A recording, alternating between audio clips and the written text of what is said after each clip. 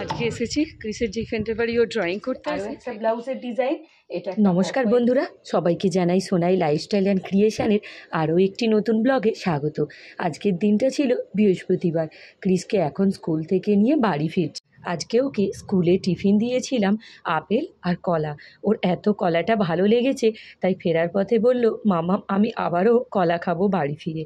তাই ফেরার পথে ওর জন্য আরও দুটো কলা কিনে বাড়ি ফিরছি। তার সাথে কিনেছি বিলেতি আমরাও। আমরা বাড়ির কাছাকাছি চলে এসেছি।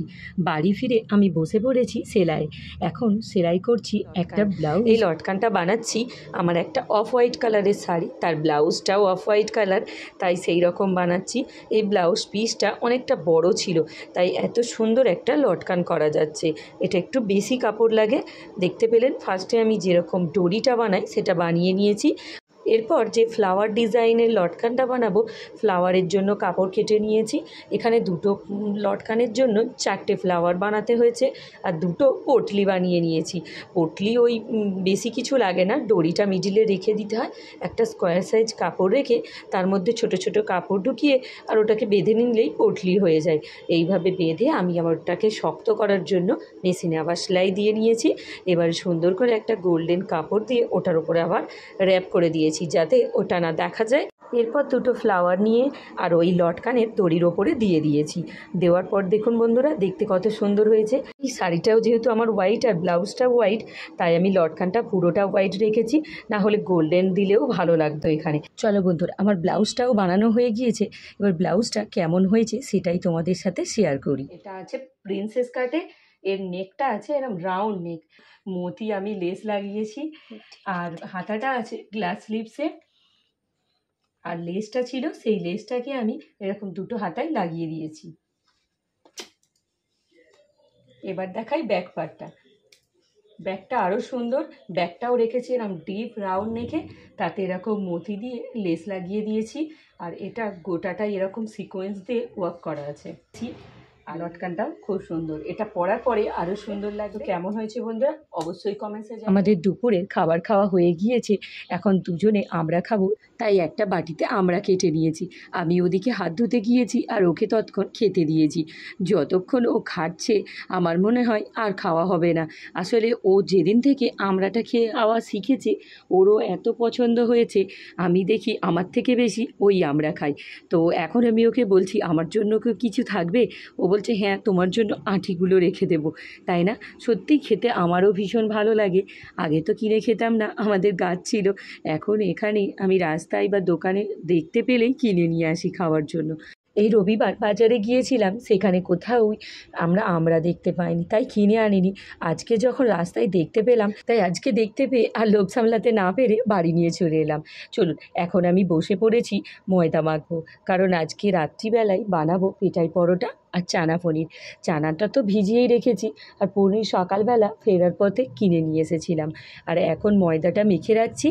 পেটাই পরোটা বানানোর জন্য মিনিমাম 3 থেকে 4 ঘন্টা আগে ময়দাটা মেখে রাখতে হয়, তার থেকে বেশি হলে আরও ভালো হয়। তাই আমি এই রকম খাওয়ার পর দুপুরবেলা মেখে রাখি, আর রাত্রিবেলা যখন বানাই দেখি খুব ভালো হয়।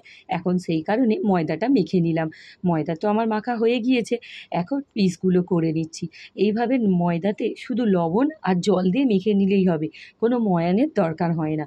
এরপর ভালো করে গোল করে নিতে হবে, আর চাটুর মধ্যে বড় করে বেলতে হবে। আর দুটো বাটি নিতে হবে, একটা বাটির মধ্যে বেশ খানিকটা সাদা তেল নিতে হবে, আর একটা বাটির মধ্যে ময়দা গুঁড়ো, আর তার সাথে নিয়ে নিতে হবে বেকিং সোডা। সেটা ভালো করে মিক্স করে নিতে হবে। এরপর চাটুর মধ্যে ভালো করে বেলে নিতে হবে, একটু বড় করে বেলতে হবে। আপনারা যদি তেল দিয়ে বেলতে পারেন তেল দিয়ে বেলবেন, আর ময়দা দিয়ে বেলতে চাইলে ময়দা দিয়েও বেলা যায়। আমি এখানে ময়দা দিয়েই বেলে নিয়েছি একটা, পরেরটা আবার তেল দিয়ে বেলছি।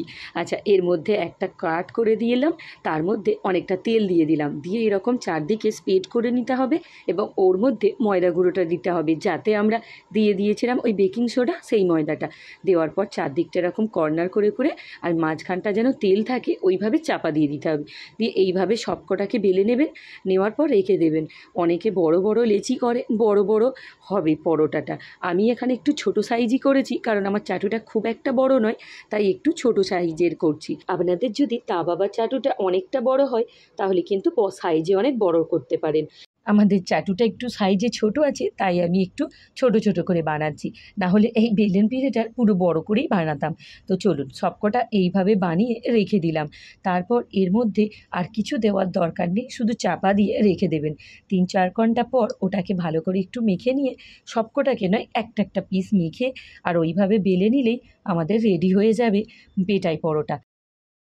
আজকে এসেছি ক্রিসের যেখানটার বাড়ি ও ড্রয়িং করতে আসে, সেখানে একটা কাজ আছে, দুজনে বেরিয়ে পড়েছি। আমার ফ্রেন্ড হয় এটা, আমার ফ্রেন্ড। হ্যাঁ, তোরও ফ্রেন্ড আমারও ফ্রেন্ড। চলুন এদের ফ্ল্যাটের এটা দেখাই আপনাদের। এটা রীতা বাড়ি নয়, এইটা হলো আরাধার বাড়ি, ফ্ল্যাট।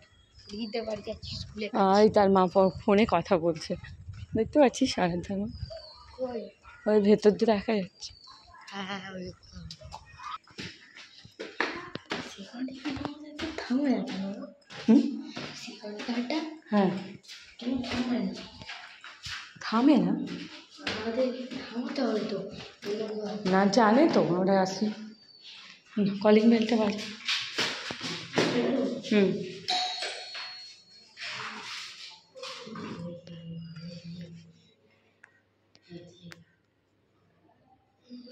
আমার নেটওয়ার্ক চলো। ক্রিসের ফ্রেন্ডসের বাড়ি গিয়েছিলাম, বাড়ি ফিরে এসে ক্রিসকে বসিয়ে দিয়েছি পড়তে, আর আমি এখন খাবার করতে চলে এসেছি। আসলে এই সময়টা ওর পাপাও ফিরে পড়ে, ওকে নিয়ে ততক্ষণ পড়াতে পারে, সেই সময়টা আমার খাবার করা হয়ে যায়। আর সন্ধ্যাবেলা না হলে এখানে দোকানও খোলে না, একটু দোকানে কাজ ছিল, তাই একেবারে সন্ধ্যের দিকেই বেরিয়েছিলাম, ওর ফ্রেন্ডসের বাড়ি ঘুরে দোকান করে বাড়ি ফিরলাম। এখন একদিকে কড়াইটা সেদ্ধ করে নিয়েছি, ওদিকে কুকারে সিটি হয়ে গিয়েছে, আর একদিকে পনিরটা ভেজে নিচ্ছি। পনিরটা ভেজে নিয়েছি, আর একটা বাটিতে আগে থেকেই আমি ঠান্ডা জল রেখে দিয়েছিলাম পনিরটা রাখবো বলে। এইভাবে রেখে দিলে পনিরটা অনেকটাই নরম থাকে, না হলে কিন্তু হার্ড হয়ে যায়। চলুন এবারে আমি একে একে মশলাগুলো কড়াই দিয়ে নিচ্ছি। ওই যে দিলাম ক্যাপসিকাম, আর দিয়েছি সাহাজিরে, দেওয়ার পর ওটাকে একটু নেড়ে চেড়ে নিয়ে তারপরে আদা জিরের পেস্টটা দিয়েছি, আর ওর সাথেই কাঁচা লঙ্কা বেটে নিয়েছিলাম। এখন আর কাঁচা লঙ্কাটা গোটা দেবো না, ওই জন্য কাঁচা লঙ্কাটা বেটে নিয়েছিলাম। চলুন এখানে আমি টমেটোটাও পেস্ট করেছিলাম, সেটাও দিয়ে দিয়েছি। এবার একটু চাপা দিয়ে রেখে দেবো, ওইটা থেকে যতক্ষণ না তেল ছাড়ছে। আমার টমেটোটাও ভাজা ভাজা হয়ে গিয়েছে, এখন প্রায় তেলটা ছেড়ে এসেছে।